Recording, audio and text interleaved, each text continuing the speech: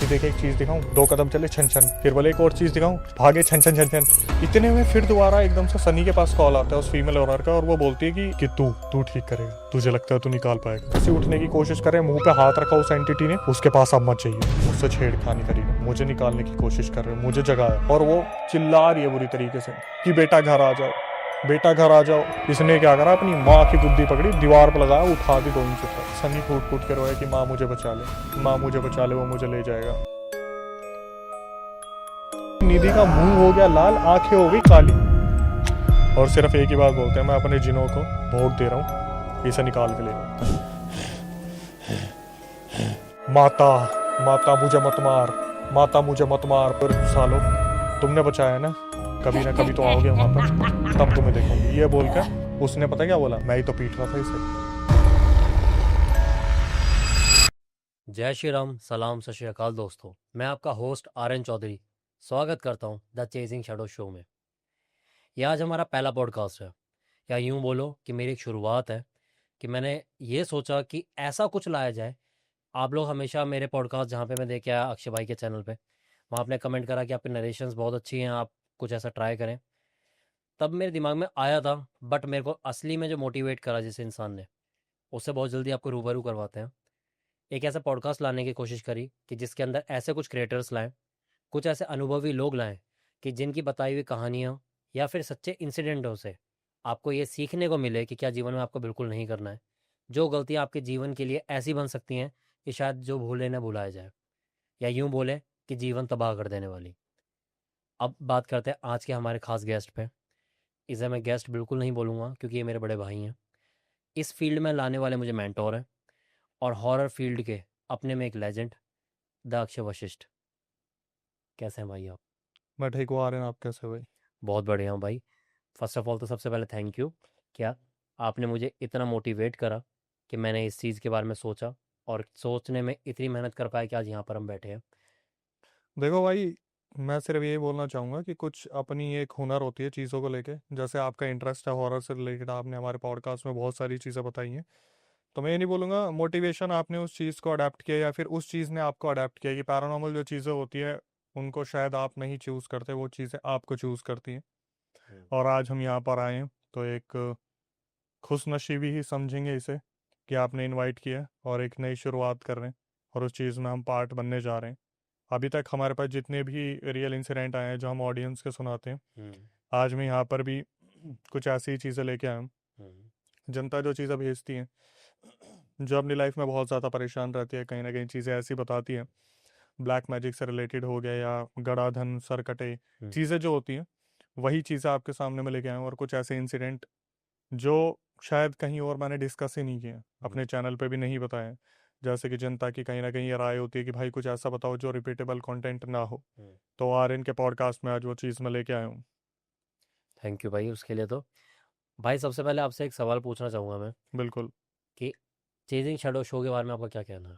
कि जैसा मैंने आपके सामने, सबके सामने, जनता के सामने बोला कि मैंने कोशिश ऐसे करी है कि क्रिएटर्स तो आते हैं, बट कुछ ऐसे अनुभवी लोग जैसे कोई साइकिक मीडियम्स हो गए, ठीक है, कुछ ओझा या उतारा करने वाले मौलवी, ऐसे लोग भी यहाँ पर एज ए गेस्ट मैं लाऊंगा, ताकि लोगों को ये तो सबको पता चलता है कि भाई ये एक काली दुनिया है, और उससे बचाव कैसे होगा वो भी कुछ वो बताएंगे।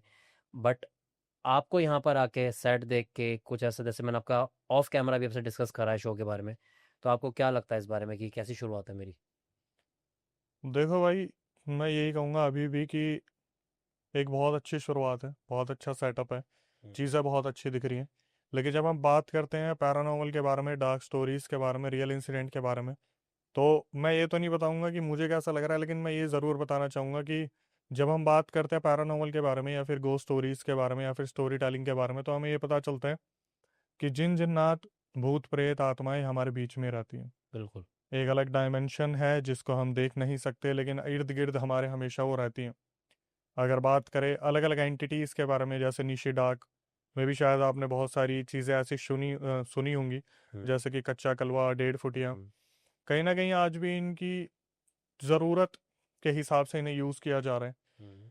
ये वो आत्माएं हैं, ये वो एंटिटीज़ हैं जो कुछ कुदरत की बनाई हुई है, कुछ भगवान अल्लाह की बनाई हुई है, हम्म। और वो हमारे इर्द गिर्द रहती है और चीज़ें सुन पाती हैं।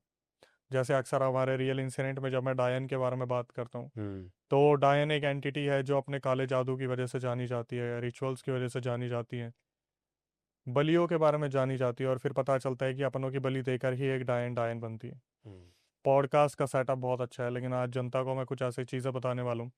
मेरी कोशिश ये रहेगी कि मैं कुछ ऐसी चीज़ें आज आपको बताऊं जो एक आम इंसान करता है गलती, और फिर उससे ये सीख लेता है कि किसी के साथ ये ना हो।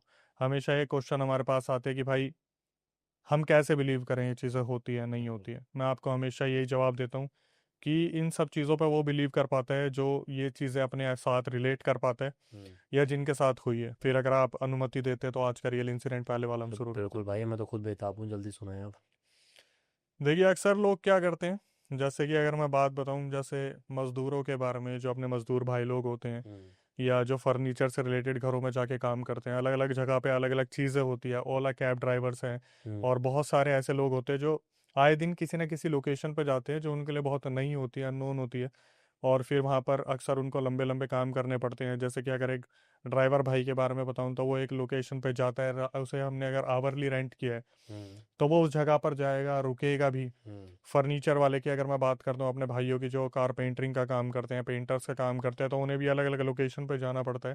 बिल्कुल। आम दिनचर्या इंसानों की ऐसी रहती है कि एक बंदा अगर ऑफिस में काम करता है तो वो उसका दूसरा घर होता है, कि उसे अपने 24 घंटे में से 10 से 12 घंटे ऑफिस में देने पड़ते हैं। तो आज का रियल इंसिडेंट पहला हमारा इसी चीज़ पे आधारित है, जहाँ पर हमारे एक सब्सक्राइबर हैं, हम्म उनका नाम है समीर आलम, और उन्होंने अपनी ये रिकॉर्डिंग शेयर की, और एक एक चीज़ मेरे को उन्होंने बताई। उन्होंने ये बताया कि भाई हमारा जो काम था, और वो फर्नीचर का है, हम्म तो बिहार और अपने नेपाल के बॉर्डर पे हम्म वो रहते हैं। उनके बहुत ही अच्छे एक मित्र है जिनका नाम है सनी, हम्म और इन दोनों की ये दास्ता है, दास्ता 2024 में हुई है। हम्म और 2024 में इन्होंने बताया कि भाई मेरा घर जो है नेपाल बॉर्डर पे लगता है, तो मेरा जो नंबर है वो अपना व्हाट्सअप का ही है, मेरे पास जो बाइक है वो भी अपनी नेपाल की है, नंबर भी अपना नेपाल का ही है। तो सनी के साथ जब ये काम करते हैं राजस्थान के, यहाँ पर इन्होंने एक जगह ले रखी है जहाँ पर इनका पूरा कारखाना है, और कारखाने के जो ऑनर है उनके ट्रक्स चलते हैं। तो जो ऑनर है वो ज़्यादातर कारखाने में नहीं रहा करते थे, बाहर रहा करते थे, तो पूरा कारखाना यही संभालते हैं। हम्म इनकी उम्र लगभग 21 से 23 साल की उम्र के बीच में दोनों की रही है, समीर और सनी की। हम्म तो दोनों के घर में काफ़ी अच्छी बातचीत है, और आना जाना लगा रहता है।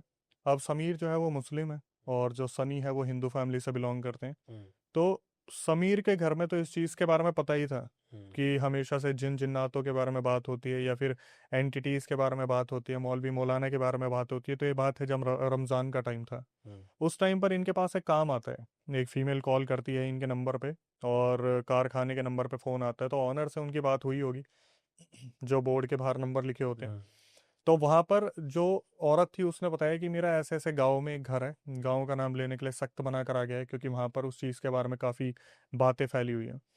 तो बताया जाता है कि बोर्ड से नंबर निकाला जाता है, और बताया जाता है कि ऐसे मेरी 3 मंजिल की एक बिल्डिंग है, और उसमें जो है आपको जाके थर्ड फ्लोर पे काम करना है।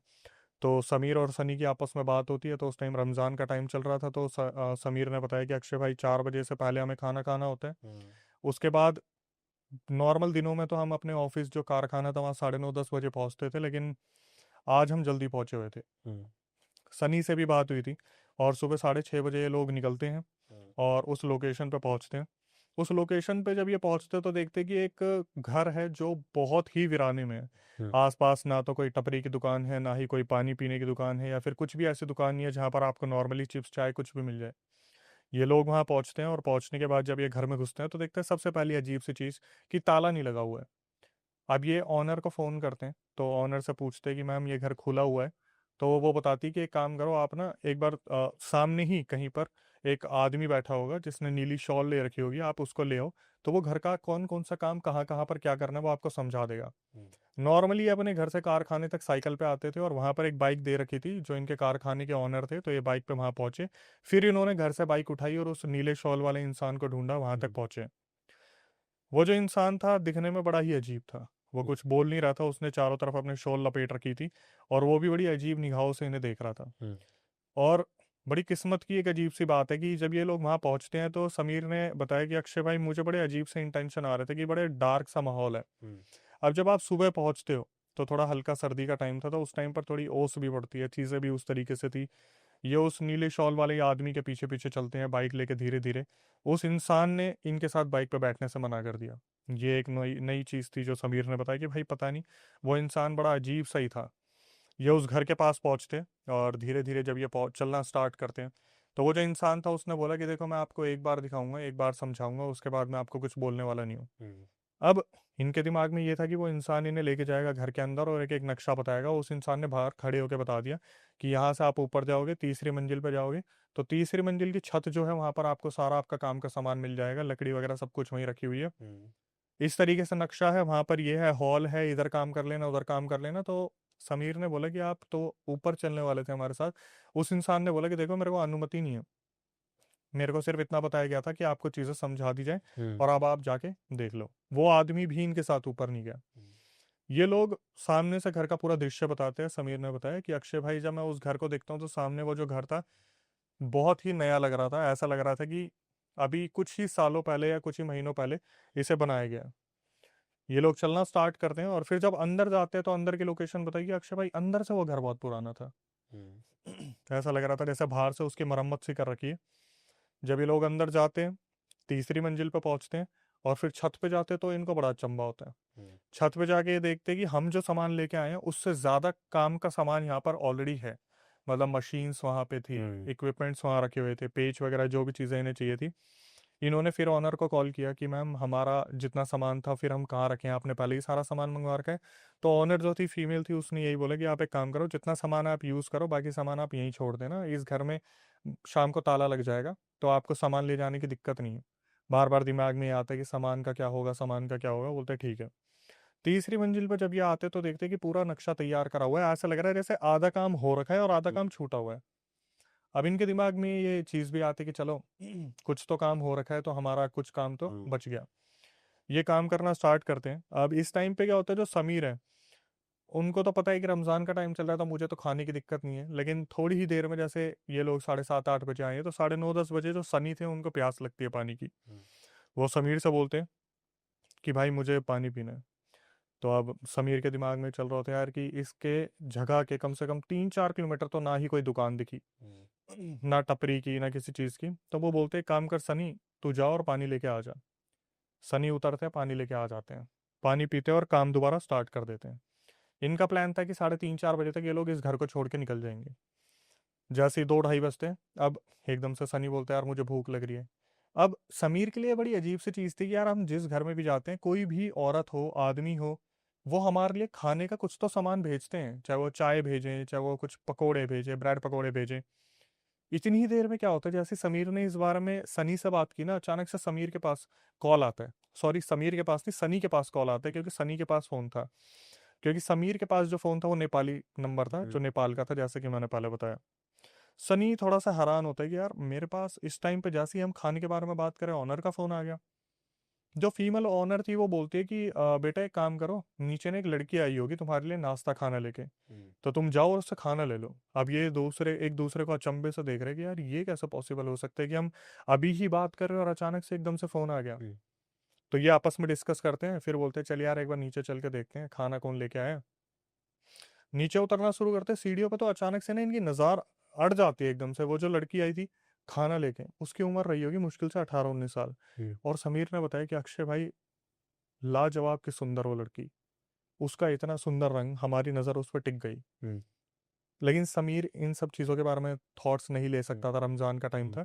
तो फिर वो चलते हैं और उससे खाना लेते हैं, तो उसको भी बोलते हैं कि आप खाना दे के जाओगे, रुकोगे, ये सारे टिफिन्स वगैरह वापस लेके जाने। हम्म, तो उस लड़की ने उस इतना बोला कि आप खा लीजिए, मैं नीचे ही वेट कर रही हूँ। तो इन्होंने बोला आप ऊपर बैठ जाओ, नीचे बैठ जाओ, फर्स्ट फ्लोर पे सीढ़ी पे कहीं तो बैठ जाओ। उस लड़की ने साफ मना कर दिया कि कोई नहीं, आप लोग खाना खा लो और मैं वेट कर रही हूँ। हम्म, अभी लोग ऊपर जाते हैं तो उस टाइम पर ऑब्वियसली समीर तो नहीं ही खा सकते। हम्म, सनी ने खाना खाया, सनी ने थोड़ा बहुत छोड़ दिया।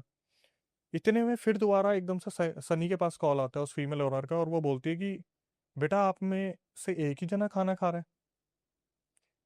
अब ये चीज सुन के इनको थोड़ा सा अचंबा आता है कि यार ये भी चीज कैसे पता चली। तो इन्हें लगा कि शायद लड़की आई होगी और कहीं से देखकर वो चली गई होगी, तो उसने फोन पर बता दिया होगा। तो समीर खिड़की की तरफ जाते और नीचे देखते कि लड़की बस यू करके खड़ी है, और वो जिस पोजीशन में उस लड़की को छोड़ के आए थे वो उसी पोजीशन में खड़ी है। वो अपनी पोजीशन से हिली भी नहीं है। हम्म, अब इनको अचंभा लगता है कि यार ये कैसे पॉसिबल हो सकता है। फिर ये सोचते हैं कि ठीक है यार हमारा वहम होगा, लेकिन समीर के बैक ऑफ द माइंड में कहीं ना कहीं कुछ चीज़ें चल रही थी कि यार कैसे हो रहा है सब कुछ, मतलब जो जो हम सोच रहे हैं वो कैसे चीज़ें पॉसिबल हो पा रही हैं। ये लोग खाना वगैरह खाते हैं, उस लड़की को टिफिन वगैरह दे देते हैं और उससे पूछते हैं कि आप कल भी आओगे, तो वो बताती है हाँ मैं कल भी आऊंगी।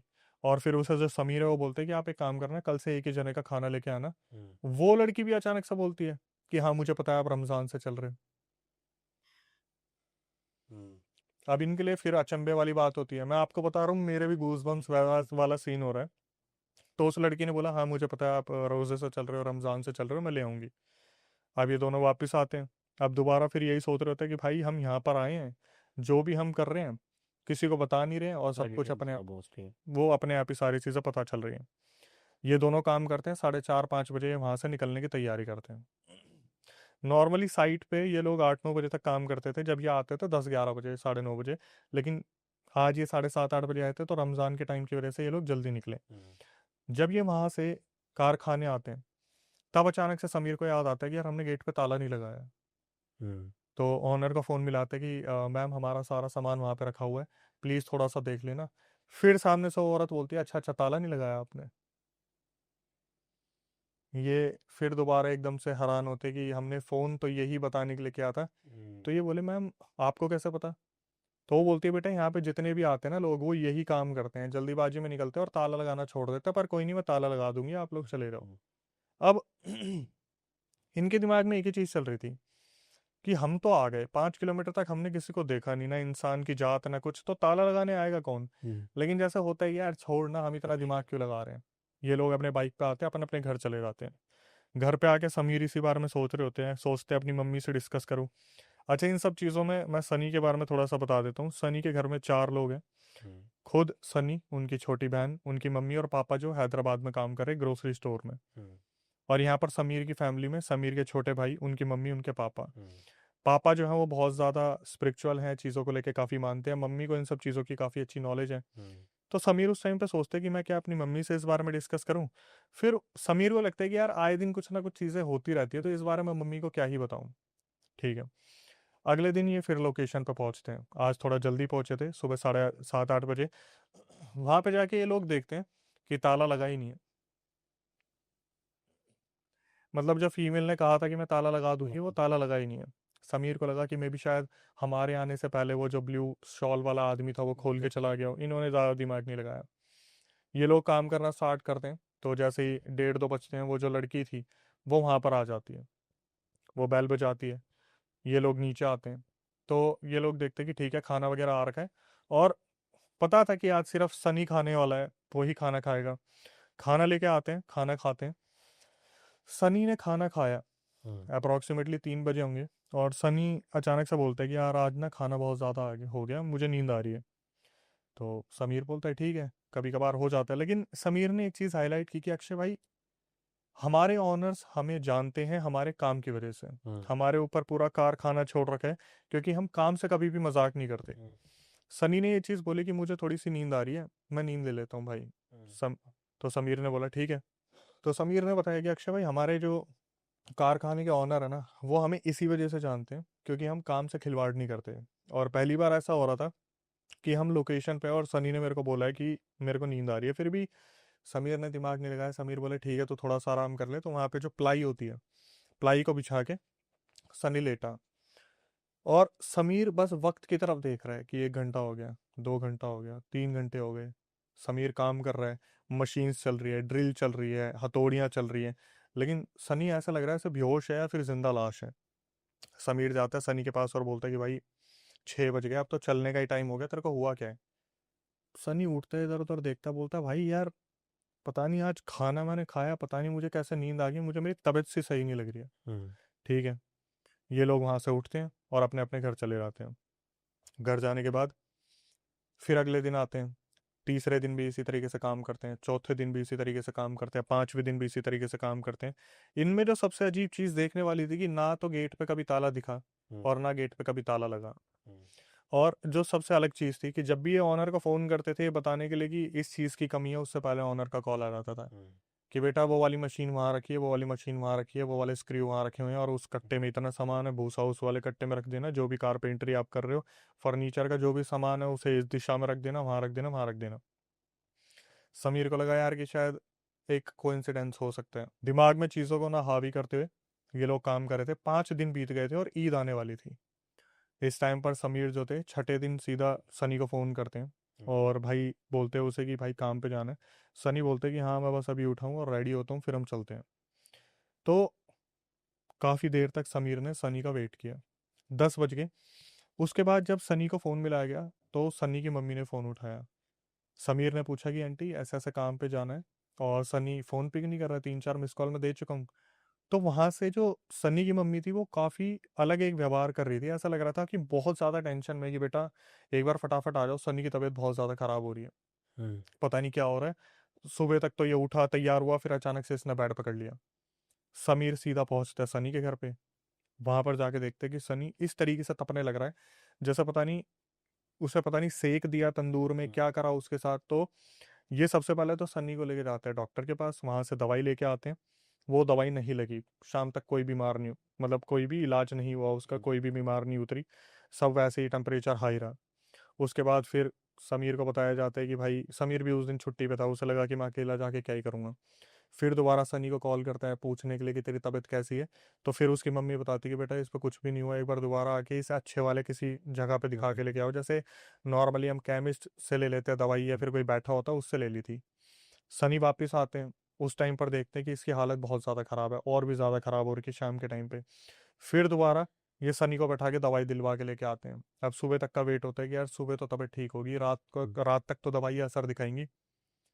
जब ये सुबह फ़ोन करते हैं समीर, तो उनकी मम्मी लिटरली जो सनी की थी वो रो रही होती है फ़ोन पे कि बेटा इसकी हालत बहुत ज़्यादा ख़राब है, घर पे आ जाओ और इसे फटाफट से किसी अच्छे डॉक्टर को दिखा के ले जाओ। मुझे ऐसा लग रहा है कि हालत बिगड़ रही है और मैं इसकी पापा को परेशान नहीं कर सकती, वो हैदराबाद में। अब समीर ये सुन के काफ़ी परेशान हो जाते कि यार सनी को हुआ क्या। इन्होंने अपनी दोस्ती के चर्चे बहुत अच्छे से बताया कि हम भाई बहुत पुराने दोस्त हैं, और मैं मुस्लिम हूँ वो हिंदू है, लेकिन आपस में हमारी कभी इस चीज़ को लेके बहस नहीं हुई, हम बहुत अच्छे से रहते हैं, हमने खाना भी साथ खाया है, हम घूमते फिरते हैं, आपस में दोस्ती अच्छे से निभाई है। तो उस टाइम पर जो समीर थे उनके दिमाग में टेंशन आ जाती है कि यार मैंने कभी भी सनी को इस तरीके से बीमार होते नहीं देखा। मैं 2-3 साल से उसके साथ हूँ, मैंने कभी इस तरीके से उसकी हालत नहीं देखी, हुआ क्या है। और समीर का अभी भी जो ध्यान है वो उन चीज़ों पे नहीं जा रहा जो फ्लैट में हो रहा था। और सबसे मजे की बात, कल जब ये काम पे नहीं गए तो ऑनर का एक भी बार फोन नहीं आया। अभी तक जो ऑनर फोन कर करके सब कुछ बताती थी, आज ऑनर का एक भी बार फोन नहीं आया कि तुम कहाँ हो, तुम क्यों नहीं आए, तुम काम क्यों नहीं कर रहे हो। दिहाड़ी जुड़ रही है, सब चल रहा है। जब समीर पहुंचता है सनी के पास, वो देखते हैं लड़का इस तरीके से हो रखा है कि बस अभी जान निकल जाएगी इसकी, अभी जान निकल जाएगी। तो जब ये अकेले में बैठते हैं सनी और समीर, तो समीर पूछता है सनी से कि भाई तेरे को क्या हुआ। भाई सनी ने एक ऐसी स्टेटमेंट दी, उसने बोला कि देख समीर, मेरी एक छोटी बहन है, उसका ध्यान रखियो, उसके टाइम से शादी करवा दियो, हो सकता है कि मैं ना बच पाऊँ। अब जब समीर ने ये सुना तो आंखों में आंसू भी थे, और ये भी आ रहा था कि क्या चल रहा है क्या नहीं चल रहा, कुछ भी पता नहीं चल रहा। फिर दोबारा उसे हॉस्पिटल लेके जाते हैं, उसकी टेस्ट रिपोर्ट्स वगैरह करवाते हैं। शाम तक अगले दिन तक रिपोर्ट आती है, कुछ भी नहीं, कुछ भी नहीं। वायरल बता के दवाई दी जाती है, उसका कोई असर नहीं। अब समीर के दिमाग में चल रहा होता है कि भाई क्या चल रहा है, समझ नहीं आ रहा। 3-4 दिन हो गए, काम पे भी नहीं गए हुए हैं, एक बार भी उस औरत का फ़ोन नहीं आया, पूरे 3-4 दिन में एक बार एक बार भी कॉल नहीं आया उसका पूछने के लिए क्या चल रहा है क्या नहीं चल रहा है। हम्म। अब समीर अपने घर जाते हैं और अपनी मम्मी को बोलते हैं कि मम्मी, सनी की तबीयत ठीक नहीं हो रही, और पता नहीं ऐसा लग रहा है जैसे दिन पर दिन ना उसका वजन घट रहा है, और ऐसा लग रहा है जैसे पता नहीं उसका कोई खून चूस रहा है।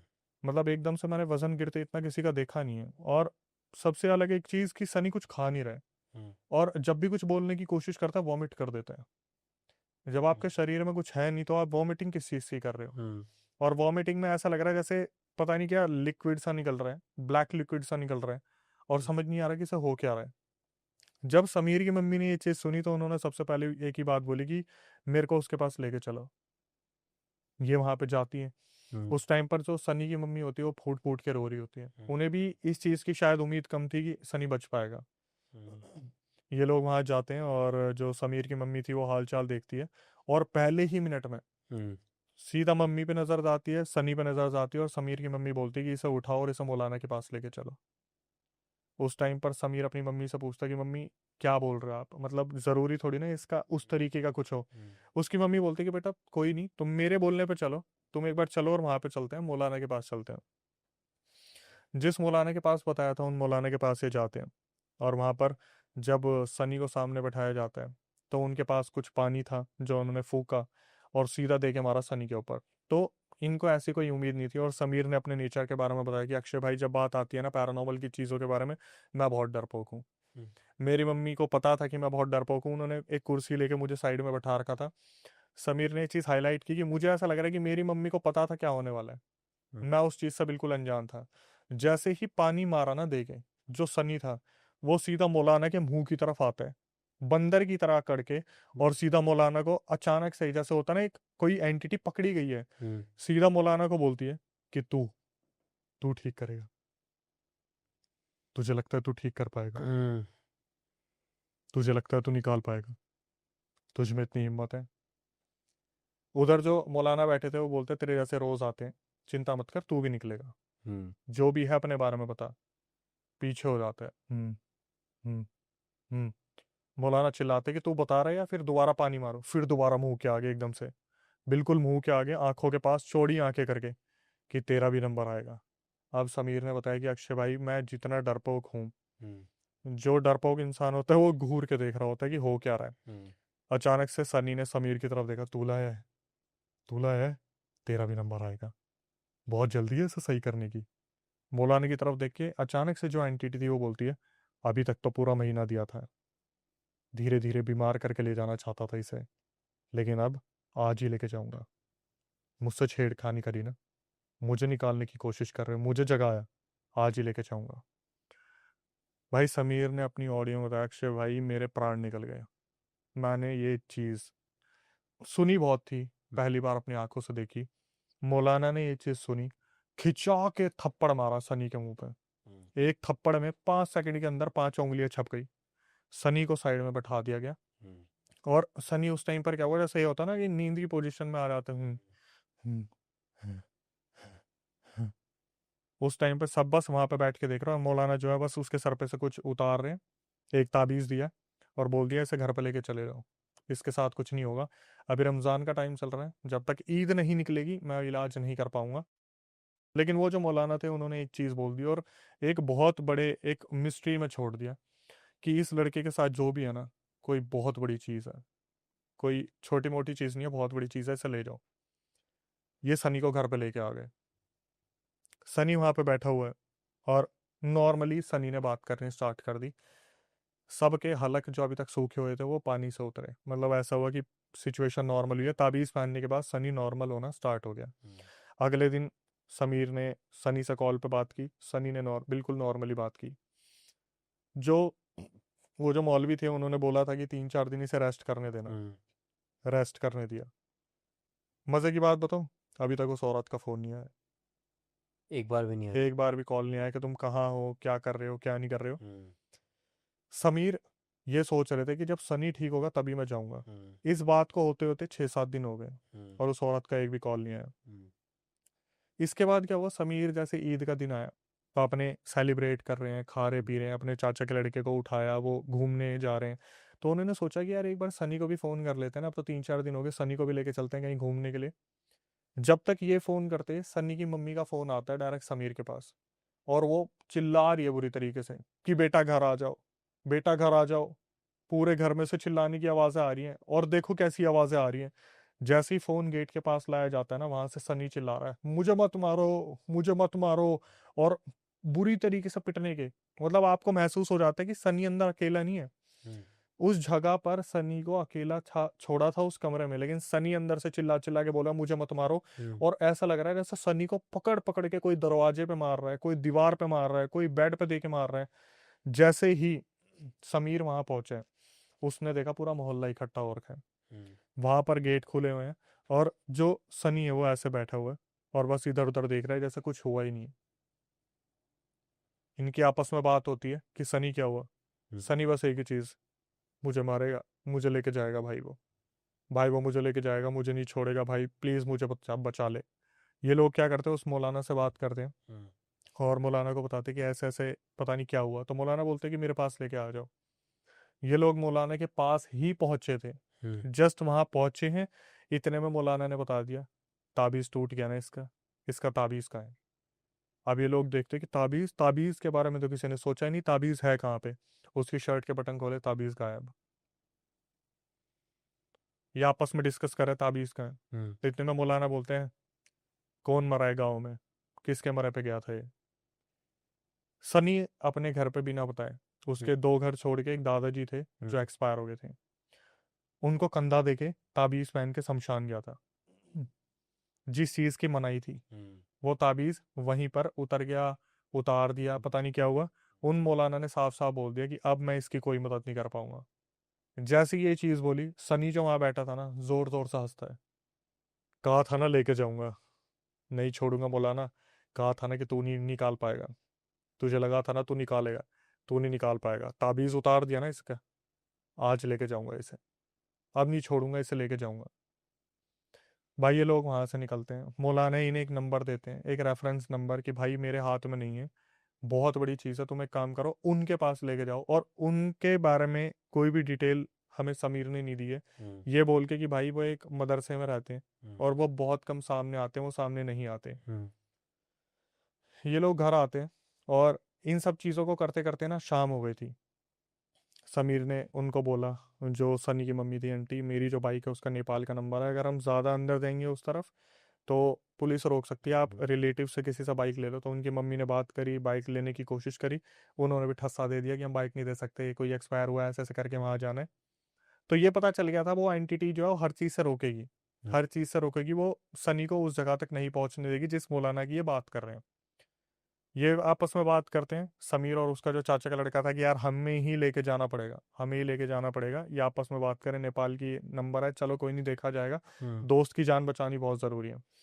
ये लोग सनी को बैठाते बाइक पे और निकलना शुरू करते हैं, सनी को बीच में बैठा रखे, और सनी बस बैठ के इस तरीके से हिले जा रहे बाइक पे। उस टाइम पर बस इतना पता है मौलाना ने कुछ तो इसके ऊपर मंत्र मारे और ये बोला उनके पास लेके चले जाओ जितनी जल्दी हो सकता है। वहां पर क्या हुआ, सनी बैठे हुए बाइक के बीच में और चलते चलते चलते चलते बाइक अचानक से राइट में देखते हैं, चलती बाइक से कूद दे, सीधा कूदा और एक मंदिर के वहां पे गया, मंदिर के पास जाके सीधा रोना शुरू कर दिया।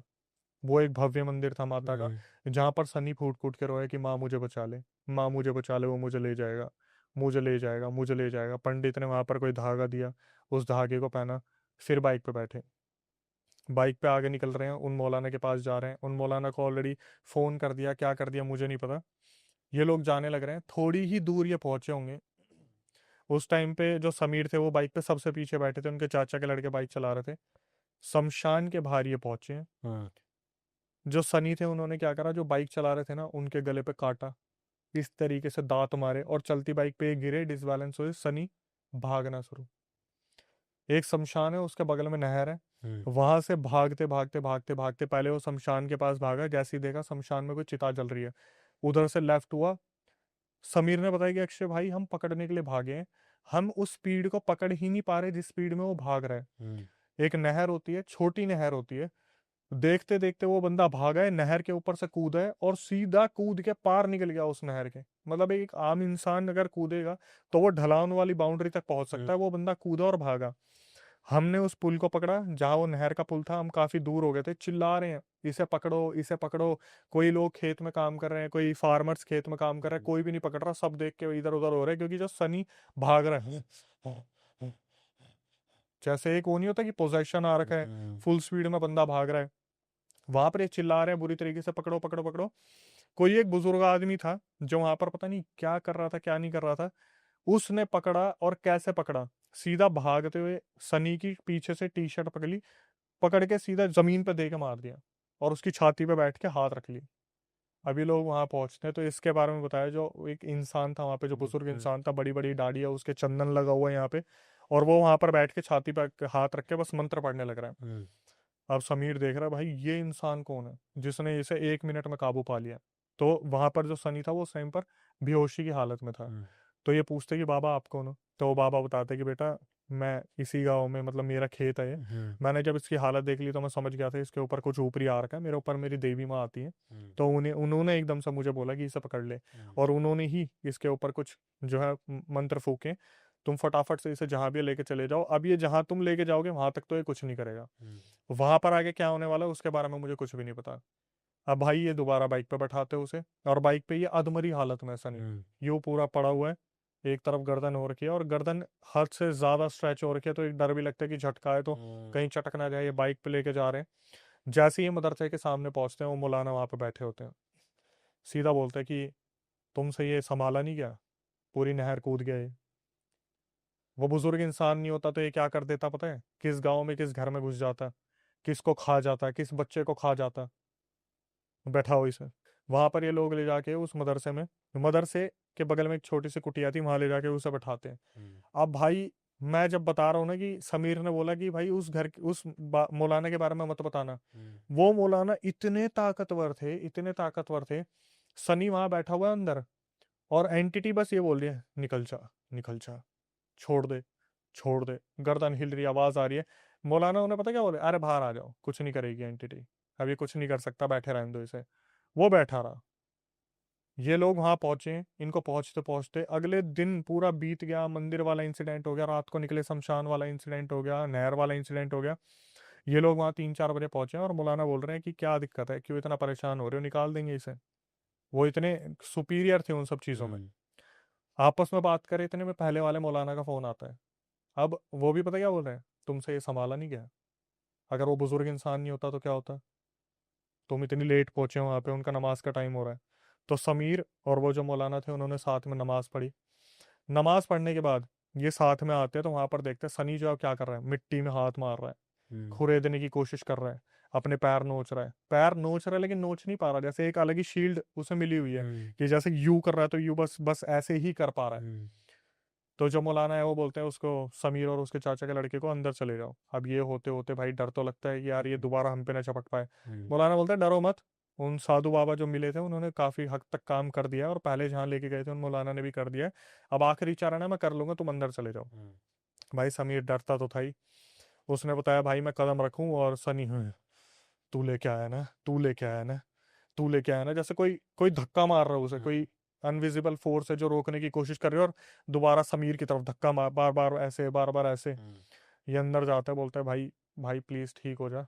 और वो जो एंटिटी है, हाँ हाँ हाँ, ठीक होऊंगा ना, लेके जाऊंगा, तब तेरे को भी लेके जाऊंगा, तू लाया ना बाइक पे। और उसकी तरफ देखते देखते चाचा के लड़के की तरफ, सीधा एकदम से, तेरी तेरी बड़ी बहन प्रेग्नेंट है ना, बच्चा खाऊंगा, बच्चा खाऊंगा, लेके जाऊंगा। और भाई ये बुरी तरीके से डरे हुए हैं और मौलाना की तरफ देख रहे हैं, और मौलाना की तरफ जब देख रहे हैं, मौलाना बाहर खड़े होकर किसी आदमी से बात कर रहे हैं। मौलाना को ये है, बैठा रहे अंदर, और ये डर रहे हैं अंदर बैठ के, हाथ पैर कांप रहे हैं। मौलाना को जब इन्होंने देखा तो वो भी किसी एक बुजुर्ग इंसान से बात कर रहे थे, और ऐसा नहीं लग रहा था बात कर रहे थे, ऐसा लग रहा था पता नहीं आपस में बस एक दूसरे को घूर रहे हैं, देख रहे हैं क्या है। मौलाना आते हैं वापस, मौलाना उससे बोलते हैं हाँ भाई, क्या चाहता है इस बच्चे से, क्यों परेशान कर रखा तूने।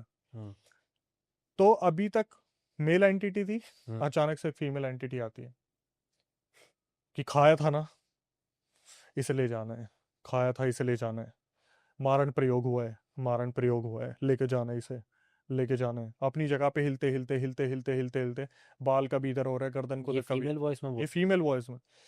अभी तक मेल वॉइस आ रही थी, अब फीमेल वॉइस आती है, लेके जाना है, लेके जाना है, लेके जाना है। मौलाना बोलता है कि कोई जरूरत नहीं है ले जाने की, मुझे ये पता कि तूने क्यों किया। अब जब आप बात करते हो ना किसी फीमेल एंटिटी से, तो ये नहीं बोलते तूने क्यों किया। एक्चुअली में उसके अंदर जो फीमेल एंटिटी आ रखी थी वो पता है कौन थी? ऑनर की। ऑनर ने मारण प्रयोग करा था इसके ऊपर, खाने में कोई चीज दी थी। तो वहां पर उससे बोला जाता है कि अभी भी मैंने तेरे को समझाया था ना, मौलाना बोल रहे कि मैंने तेरे को समझाया था ना, बाहर निकल जाए इसके अंदर से, जान से मार दूंगा तब मानेगी, या तेरे को कहीं, तेरी आत्मा को कहीं दफना दूंगा तब मानेगी। वो जो औरत है वो एक डायन थी, वो अपना शरीर छोड़ के इसके अंदर आ रखी है। और मौलाना उससे अभी वो जो आदमी आया था वो एक साधु थे, जिन्होंने ध्यान लगा के खड़े खड़े उस जंगल में, उस खेत में इस डायन से बात की थी कि उस लड़के को छोड़ दें। वो आपस में जो बात कर रहे थे वो हम्म, ध्यान लगा के उसी से बात कर रहे थे। हम्म, उस टाइम पर उस डायन ने बोला कि मैं छोड़ दूंगी। हम्म, अंदर आके फिर खेलना स्टार्ट कर दिया हम्म, कि मैं लेके जाऊंगी। उसको बोल रही है चाचा के जो लड़का था कि तेरी वो प्रेग्नेंट है, उसे हम्म, खाऊंगी उसे खाऊंगी, और तू लेके आया ना तेरा भी नंबर आएगा, तेरी माँ को भी खाऊंगी, सबको खा जाऊंगी। फिर दोबारा मौलाना ने बोला कि ऐसे जाएगी नहीं जाएगी, तू चाहती है कि तेरे को भस्म कर दूं। जब उसके ऊपर फिर दोबारा पानी मारा जाता है, लौंग खिलाई जाती है, तो लौंग में उल्टी निकलती है, उल्टी में सामान निकलना शुरू होता है, लिक्विड, तेजाब, पता नहीं क्या तेजाब जैसा गलता हुआ कुछ उसके अंदर से, पता नहीं चावल निकल रहे हैं, राई के दाने निकल रहे हैं, क्या सब निकल रहा है। तब वो जो औरत की एंटिटी थी वो बोलना स्टार्ट करती है, चली जाऊंगी, ये सब बोलियो मेरे दायरे में ना आया आज के बाद, ये सब बोल दे मेरे साथ कभी वहां पर मतलब मेरे एरिया में कभी दिखे ना, हम्म, उस जगह पर कभी दिखे ना, अगर ये आया तो इसे लेके जाऊंगी, चली जाऊंगी, लेके जाऊंगी, और सालो तुमने बचाया है ना कभी तो आओगे वहां पर, तब तुम्हें देखूंगी, ये बोलकर सनी एकदम से पीछे मुड़ता है, यूं करके, यूं मुड़ा और फिर दोबारा से खड़ा हुआ। फिर आई मेल की एंटिटी, सीधा छाती पकड़ के फाड़नी शुरू, बताऊं, मार मार के ले जाऊंगा, मार के ले जाऊंगा, हम्म, मार के ले जाऊंगा, पैर पकड़ के पूरा तोड़ने की कोशिश कर रहा मौलाना। एकदम से देखते हैं यार, ये फीमेल की एंटिटी तो ठीक थी, ये कौन है? तभी एकदम से जब मौलाना अपना ध्यान लगाते हैं, खबीज मौलाना कुछ हाथ में पकड़ के बैठे थे, और जैसे होता है ना कि हाथ में कुछ है और एकदम से वो राख हो गई। हम्म, उन्होंने बताया कि समीर ने भाई, कुछ सिक्का था उनके हाथ में हम्म, जो राख में तब्दील हो गया, उन्होंने पता नहीं क्या ध्यान लगाया, और एक ही चीज निकली, खबीज, तू यहाँ क्या कर रहा है, तू कहाँ से आया? वो खबीज इतना हरामी, इतना हरामी, उसने पता क्या बोला, मैं ही तो पीट रहा था इसे, जो पीट रहा था पीट उसे, रहा था उसे कमरे में। जो अभी तक समझ नहीं आ रहा था, हम्म, जो बोल रहा था कि 1 महीना दिया था आज लेके जाऊंगा, फिर फीमेल एंटिटी आ गई, खेल रहे हैं, मतलब कितना कंफ्यूजन क्रिएट कर रखा है। खबीज एकदम से बोलता है, हाँ खबीज हूँ, खबीज लेके जाऊंगा, इसे नहीं छोड़ूंगा। उससे बोलते हैं जाने का क्या लेगा, सच सच बता दे, ऐसे ही छोड़ देंगे, हम्म, चुपचाप चला जा। नहीं जाऊंगा, नहीं जाऊंगा। सीधा उठा के अपने पैर पे काटना शुरू, काट रहा है पर काट नहीं पा रहा काट है, नहीं था। दांत चला रहा है, ले जाऊंगा ले जाऊंगा ले जाऊंगा ले जाऊंगा, तू भी नहीं बचा पाएगा, तू भी नहीं बचा पाएगा। अब ये समझ नहीं आ रहा कि ये खबीज लगा कहाँ से है, ये आया कहाँ से है, हम्म, क्या हुआ क्या नहीं हुआ। मौलाना वहां पर पूरी तरीके से अपनी क्रिया शुरू करते हैं, पानी मार रहे हैं। एक्चुअली में हुआ क्या था, जो मौलाना थे वो उस औरत के लिए तो तैयार थे, हम्म, लेकिन इस खबीज के लिए तैयार नहीं थे। हम्म, अब उन्होंने फिर ध्यान लगाना शुरू करा। अब यहाँ से पहले वाले मौलाना से ये बात कर रहे हैं वहीं बैठे बैठे, कि आपने भेजा, आपने ये नहीं बताया कि इसके अंदर क्या है, आपने बताया था कि किसी औरत का साया दिख रहा है, ये तो खबीज है। तो फिर ये दोनों अपनी शक्ति वो वहां से लगा रहे हैं, यहाँ से लगा रहे हैं, बाल पकड़ के बार बार वो घुमा रहे हैं उसे, और मंत्र फूक रहे हैं, बार बार घुमा रहे हैं, मंत्र फूक रहे हैं, इल्म पढ़ रहे हैं, पता नहीं क्या आयत पढ़ रहे हैं, और धीरे धीरे वो जो मुंह से खून निकलना शुरू, कान से खून निकलना शुरू। उस टाइम पे जो सनी बैठे हुए, हाँ, हाँ, हाँ, हाँ। फिर एकदम से बोलता है ना, खबीज कहाँ से आया तू बता। फिर वो खबीज बोलता है, शमशान से आ रहा था, दादा को कंधा देके, पेड़ पे मुता इसने, मेरा घर था वो, लेके जाऊंगा इसे, लेके ओ, जाऊंगा इसे। मतलब पहले ही वो ऑलरेडी पोजेस था। हाँ, ताबीज उतरवाया था इसका, इसका ताबीज मैंने उतरवाया था, ले जाने दे, ले जाने दे मौलाना, मार दूंगा, मार दूंगा। वहां पर जो मौलाना थे आंख बंद करते हैं, हाथ में रेत उठाते हैं, और सिर्फ एक ही बात बोलते हैं, मैं अपने जिनों को भोग दे रहा हूँ, इसे निकाल के ले जाओ। भाई समीर ने बताया, दो चीज इनविजिबल हमारे सामने धुएं की तरह आई है। सनी का कुछ उसने जैसे दोनों चीजों ने कुछ पकड़ा और हम्म, उस चीज को खींच के ले जा रहा है, और सनी, वो जो सनी था, वो वहां पर बस इस तरीके से पड़ा है, और जैसा मुंह से काला धुआं निकला है। और वो जो दो एंटिटीज आई थी, जो दो जिन आए थे, वो साक्षात हमारे सामने धुएं की तरह पकड़ के उस खबीज को लेके गए। ये समीर ने अपनी आंखों से ये देखा। समीर ने देखा है। वहां पर सारी चीजें इनकी हल, जो भी हुआ। हम्म, उसके बाद वो जो मौलाना थे वो काफी थक चुके थे, रात को 12:30 बज गए ये सब होते हुए। हम्म, जो शाम को स्टार्ट हुआ था वो रात के 12:30 बज गए, 12:30 बजे। अब वो जो बैठे हुए हैं वहां पर, मौलाना बोल रहे कि काफी मेहनत लगवा दी आज तुमने, ताबीज बना रहे, और सनी को आराम से लेटा रखा है, और ये सनी को हाथ नहीं लगा रहे, ये डरे हुए हैं बुरी तरीके से कि ये फिर कुछ ना हो जाए। तो फिर मौलाना बोलता है, अब तुम्हारा दोस्त जो है नॉर्मल है, ये ताबीज मैं दे रहा हूँ। मैं ये नहीं बोलूंगा कि इस ताबीज को अगर तुमने पहना है तो कहीं किसी के मरे पे मत जाओ, हम्म, या फिर कुछ ऐसा है तो वहां मत लेके जाओ। बस इतना है, सनी को बस इतना बोलना है, जब भी वो कहीं मरे में जा रहा है, जन्मे में जा रहा है, इस ताबीज को घर छोड़ दे, उसके बाद आगे पहन ले, कुछ नहीं होगा। ये सनी को घर लेके आते हैं, सनी की मम्मी उसकी हालत देखती है। सनी 4 दिन बाद उठा। 4 दिन बेहोश रहा। 4 दिन वो बेहोश रहा। जब भी उससे बोलते थे ना सनी, बेहोश। पानी मारा सनी, बेहोश। मौलाना को फ़ोन करा, मौलाना बोलते अपने आप होश में आएगा। ताबीज़ है ना, काफ़ी है। 4 दिन बाद वो होश में आया। वो बंदा इतना फूट फूट के रोया, इतना फूट फूट के रोया, क्योंकि वो पिटा है, उसने इतना सब कुछ झेला है। उसकी बॉडी ऐसी हो गई थी, उठते ही उसने पता क्या बोला, मुझे खाने को कुछ दे दो, मुझे खाने को कुछ दे दो। उस टाइम पर खाने में क्या दिया होगा उसे? बेचारे को जितनी जल्दी हो सके मैगी खिलाई गई। मैगी खिलाई गई, उसे बंदे को होश में लाया गया। फिर इसने बताया कि भाई मैं सऊदी मूव हो गया। मैंने रिकॉर्डिंग उसकी आपके टेक्निकल टीम को पहले भेज दी थी, सऊदी का नंबर है। वो सऊदी चला गया, सनी उसके बाद कहीं और मूव हो गया। और फाइनली सनी की ज़िंदगी में अच्छी तरीके से सारी चीज़ें स्टेबल हो गई। लेकिन लेकिन वो डायन अभी भी उस घर में है, उसका प्रकोप उस घर में है। और वो जो मौलाना थे उन्होंने पता क्या बताया, इसने अधूरा घर इसीलिए छुड़वा रखा है क्योंकि अभी तक ये कम से कम 15 से 20 फर्नीचर वालों के ऊपर मारण क्रिया कर चुकी है। ये बुलाती है, उनके उनके पास खाना पहुंचवाती है, वो खाना खाते हैं और उनकी जान ली जाती है। समीर ने जब उनसे पूछा था कि वो लड़की कौन थी, उस लड़की का भी एक परिवार था भाई। उसके पापा थे, उसकी मम्मी थी, उसका भाई था। इस लड़की को ना अपने पास काम के लिए रखा था कि इस घर की टेक केयर करेगी। उस लड़की को खाना खिला के वशीकरण में डाला। उस लड़की को फोर्स करा कि अपने मम्मी पापा को मेरे पास लेके आ, मैं उनके लिए भी कुछ काम खुलवा देती हूँ। उसके पापा को कन्विंस करी, मतलब जैसे खाना खिलाया, मम्मी को खाना खिलाया, पापा की बलि दी, मम्मी की बलि दी। उसके छोटे भाई को पागल कर दिया और उस लड़की को अपने पास रख लिया कि आगे मैं इसे कैसे यूज में ला सकती हूँ। और वो डायन अभी भी जीवित है और हमेशा की तरह जब हम डायन की बात करते हैं तो तो वो सुन सकती है। ये था पहला। भाई मल्टीपल टाइम्स गूज़बम्प्स आए हैं मुझे तो। भाई जैसे कि यही बोला जाता है हर बार कि कुछ कोई दे तो खाए ना। ठीक है, ये मेरा कि अभी कुछ इंसिडेंट मैंने खुद ने भी देखा अभी 10-15 दिन पहले, कि थोड़ा कॉमेडी सा सीन था कि किसी ने, कोई हमारा एम्प्लॉय आ रहा था, याद होगा आपको, कि पकोड़े खिला रही। पकोड़े खा लिए थे उसने हम्म। और बहुत अजीब सा बिहेव करने लगा था वो। तो भाई जैसे अब एक बात हो, कोई काम करने गया है, जैसे वो तो एम्प्लॉय था, तो वहां से अगर किसी ने खाना दे दिया तो इससे तो कोई बचना वैसे ही बहुत मुश्किल है, कि बंदा इससे कैसे बच लेगा। तो इसके लिए क्या करे, कोई कहाँ से बचाव कर सकता है अपना। भाई देखो, एक तरफ बुजुर्ग बोलते हैं कि किसी का दिया मत खाना, बिल्कुल। एक तरफ आप एक्सपेक्टेशन रखते हो कि हमें खाने को मिले। खाने को मिल रहा है। आप किसी के घर पे जा रहे हो, हम्म, आज हर पूरे जितने भी रियल इंसिडेंट हम बताते हैं उसमें क्या निकल के आता है, चाचा ने खिलाया, बुआ ने खिलाया, ताऊ ने खिलाया, चाची ने खिलाया, इसने खिलाया, उसने खिलाया। तो भी अगर आप ये सोच रहे हो कि हम दूसरे का दिया खाएंगे तो शिकार तो आपका होना ही है। बिल्कुल। आप ये सोचोगे कि भाई मैं कहीं जाऊं और मेरे लिए परोसा जाए, आप क्लब में हो, डिस्क में हो, पार्टी कर रहे हो तो बात अलग है। अलग है। लेकिन जब आप ये सोच रहे हो कि मैं किसी घर पे जाऊं, हमारे पास इतने ऐसे इंसिडेंट आए हैं जहां पर, इससे अगला भी ऐसा ही है हम्म। जो मैं बताऊंगा। बेचारी वो लड़की इतनी तड़पी है, इतनी तड़पी है।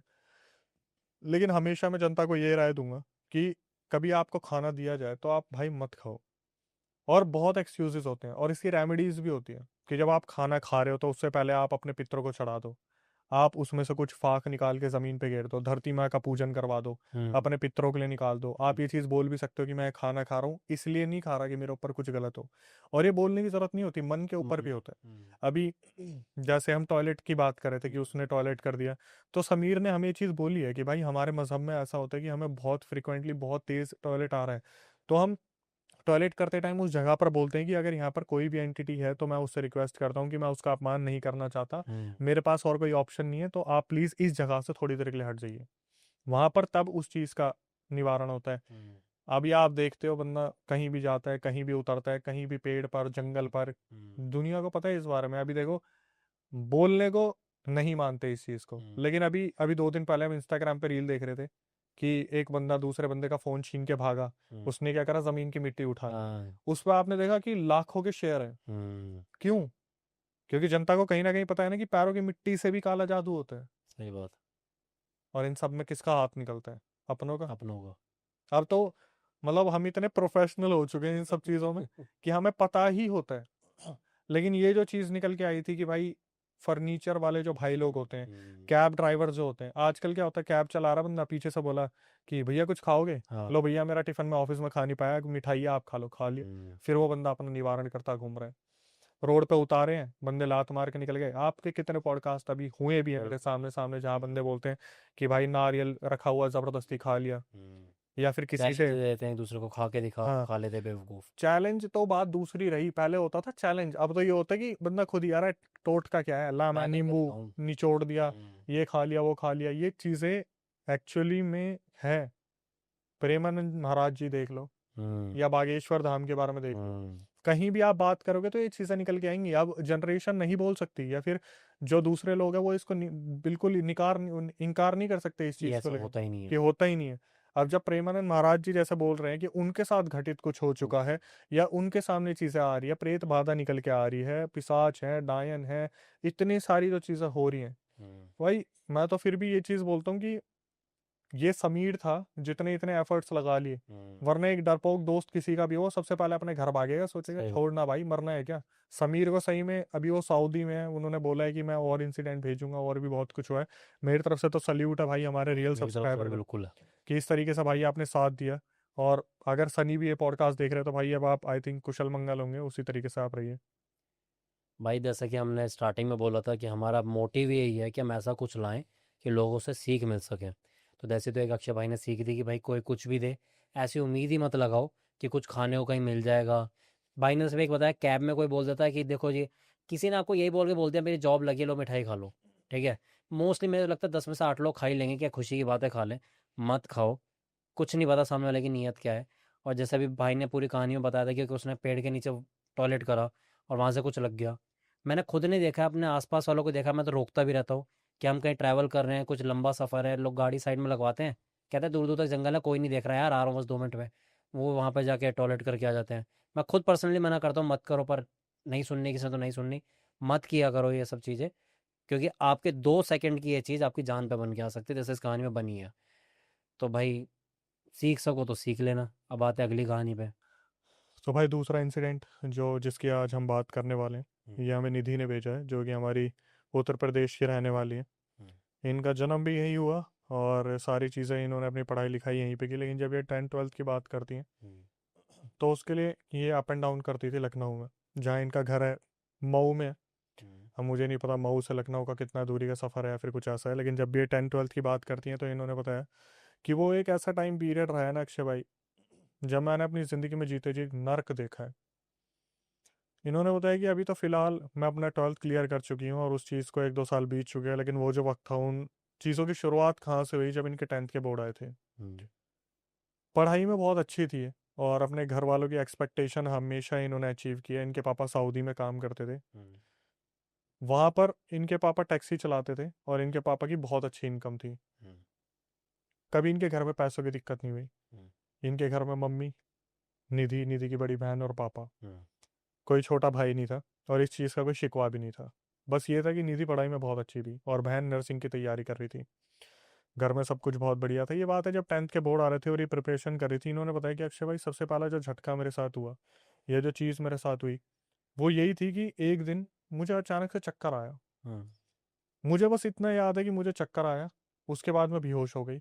और जब मैं उठती हूँ तो मेरी मम्मी मुझे बताती कि बेटा तूने ये क्या किया, मतलब हुआ क्या, तूने क्या सोच के किया है। उसने बताया निधि ने कि अक्षय भाई मुझे नहीं पता कि मैंने उस जब बेहोशी आई या चक्कर आए मैंने क्या किया, मुझे नहीं पता। जब मैं उठती हूँ तो मैं देखती हूँ कि चारों तरफ मवाद और पीप पड़ा हुआ है। मेरी मम्मी ने बताया कि ये तेरी उल्टी से निकला है। उस टाइम पर मैंने जब अपने मुंह पे हाथ मारा, निधि जैसा बता रही है, तो मैंने देखा सीरियसली मेरे मुंह पे मवाद और पीप लगा हुआ था।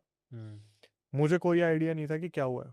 मेरे घर वालों ने, बस मेरी मम्मी ने मुझे बताया, और मेरी बहन उस टाइम पे बाहर गई हुई थी उसकी कोचिंग सेंटर से, कोई दूरी हमारे घर से रही होगी मे भी शायद आधे पौने घंटे की। तो वो वहां से जब तक आई तब तक मम्मी ने सब कुछ वहाँ साफ कर दिया था, और इस बारे में किसी को बताया भी नहीं। अब उन्हें लगा कि शायद फूड पॉइजनिंग हुई, क्या हुआ क्या नहीं हुआ कुछ भी नहीं पता, लेकिन ये बात वहां पर जैसे होता है घरों में होता है तो टल गई। इसके बाद क्या हुआ, निधि के साथ ये चीज़ें रिपीटेडली होना स्टार्ट हो गई। जब भी वो एग्जाम्स के बारे में सोचती है, अपने बोर्ड एग्जाम्स के बारे में सोचती, तो उसे चक्कर आने स्टार्ट हो गए थे। और ये एक ऐसी स्टेज थी जहाँ पर उसने बताया कि मेरे एमआरआई के टेस्ट हो चुके हैं, सब कुछ हो चुका है। घर वालों को फिक्र तो होती है, पापा को पता चल गया था। और फिर इन्होंने बताया कि पापा से मेरी आधे आधे घंटे बात होती थी, सब कुछ घर में सही था। लेकिन ये सिचुएशन अब बार बार होना स्टार्ट हो गई थी कि मुझे पता हो जाता था कि जब मुझे चक्कर आने वाले हैं तो मैं बेहोश हो जाऊंगी।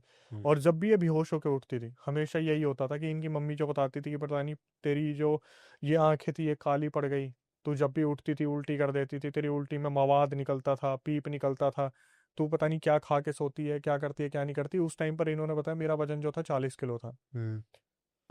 मुश्किल से 1 से 2 महीने के अंदर मेरा वजन सीधा 55 से 60 आ गया। अक्सर जब हम बात करते हैं पैरानॉर्मल के बारे में, तो घटता है। घटता है, हाँ। इसका बढ़ रहा है। थायराइड के टेस्ट हो गए, हुँ, कुछ भी नहीं आ रहा। हुँ, धीरे धीरे चीज़ें और वर्स्ट होती जा रही हैं। हुँ, तो इनकी मम्मी अभी भी इन सब चीज़ों पर ध्यान नहीं दे रही थी कि क्या हो रहा है क्या नहीं हो रहा। बस ये पता है कि घर परिवार है, कभी दादी के जा रहे हैं, कभी नानी के जा रहे हैं, चीज़ें चल रही हैं। लेकिन जैसे ही ऐसा होता था कि दादी नानी के जाते थे तो ये चीज़ें रुक जाती थी। हुँ, इनकी 10th निकल गई, पढ़ाई में बहुत अच्छी थी लेकिन इनकी परसेंटेज आई 55। इन्हें बहुत बुरा लगा, पापा ने इन्हें फ़ोन पे डांटा, मम्मी ने डांटा, बहन ने डांटा कि क्यों तेरे साथ ऐसा हो रहा है। लेकिन इन्होंने घर वालों को खुल के कभी बताया नहीं कि मेरे साथ क्या हो रहा है। बस अचानक से एक होता है ना, बेहोशी आती है, ब्लैकआउट हो जाती है। जब उठती हूँ तो मैं देखती हूँ कि चारों तरफ कुछ नहीं भी खाया तो ये वाली सीन हो रहा है कि मवाद हुँ, पी पड़ा हुआ है और मेरा वजन दिन पर दिन ऐसे बढ़ता जा रहा है, मुझे समझ नहीं आ रहा। हुँ, फिर ये बताती है कि अक्षय भाई, मैं दिखने में सुंदर थी, हालांकि मैं अपनी बहन से सुंदर तो नहीं हूँ। हुँ, लेकिन मैंने कभी अपने आप को जब शीशे में देखा ना, तो मैंने हमेशा ये देखा कि मेरे मुंह पे अजीब अजीब से दाग हो जा रहे हैं। हुँ, मतलब इस तरीके से कि एक बार जैसे मेरे को चिकन पॉक्स हुआ, तो मैंने बचपन में देखा था चिकन पॉक्स कैसा होता है। लेकिन अब जब मैं अपने आप को शीशे पे देखती हूँ तो ऐसा लगता है जैसे मेरे मुंह पे किसी ने कील घोंप दी है। इतने बड़े बड़े दाने, इतने बड़े बड़े दाने, इतने बड़े बड़े दाने, और मुझे समझ नहीं आ रहा कि मेरे साथ ये क्यों हो रहा है। हुँ, मैं कॉस्मेटिक्स के डॉक्टर के पास जा रही हूँ, मैं कहीं सैलून में जा रही हूँ, कभी कहीं दिखा रही हूँ, कभी कहीं दिखा रही हूँ, अलग अलग बीमारी का नाम दे दे रहे हैं। हुँ, समझ नहीं आ रहा कि हो क्या रहा है। मुश्किल से 10th निकली, जब ये 11th में आई, 11th में भी इनके साथ यही होता रहा हुँ, कि चीज़ें महसूस हो रही है। फिर धीरे धीरे ऐसा लगने लगा कि मैं अपने घर वालों को बता दूं। ये सब चलते चलते एक 10th निकल गई, 11th निकल गई, 12th भी निकल गई। 12th में इनके परसेंटेज है 65। इनके घर में कोहराम मचा कि तू क्या पढ़ रही है, हुँ, इस पढ़ाई के साथ तू कौन सी स्ट्रीम लेगी, हुँ, तेरी बहन ने कुछ अच्छा ही तो करा होगा तभी तो नर्सिंग की तरफ जा रही है। इनके घर में बहुत आफत मची, बहुत कुछ हुआ। फिर जब 12th निकल गई तो ये चली गई अपनी नानी के घर पे। हुँ, नानी के घर पे सब गए थे, बड़ी बहन जो थी बस वो रुक गई थी कोचिंग सेंटर में, वहां पर उसे पीजी दिला दिया था। ये अपनी मम्मी के साथ चली गई वहां पर नानी के घर पे। अब जब ये नानी के घर पे जाती है तो वो पुराना किस्म का घर था। हुँ, और नानी की आदत थी सुबह होते ही अलग अलग जगह पे निकल जाना, कि किसी बुजुर्ग औरत के साथ बातचीत कर रही है। तो ऐसे टाइम में क्या होता, मम्मी जो थी वो भी निकल जाती थी। हुँ, तो सुबह जब भी निधि उठती थी, खाना वाना बनाती थी, उस टाइम पे बारिश हुई थी बहुत ज़्यादा, तो इनका जो नीचे वाला चौतरा था वो गीला रहता था। हुँ, इन्होंने क्या करा, उस चौतरे को कुछ टाइम के लिए ऊपर शिफ्ट कर लिया। हुँ, जो छत के ऊपर था वहां पर थोड़ा सा हिस्सा बना लिया, पहले हॉल के आसपास था। तो इन्होंने बताया कि अब यहाँ से मुझे पता चलना शुरू हुआ कि मेरे साथ कुछ गड़बड़ी है, कुछ गलत हो रहा है। जब ये छत पे खाना बना रही थी, अचानक से ना ऐसा लगा जैसे पीछे कोई ग्रॉल कर रहा है।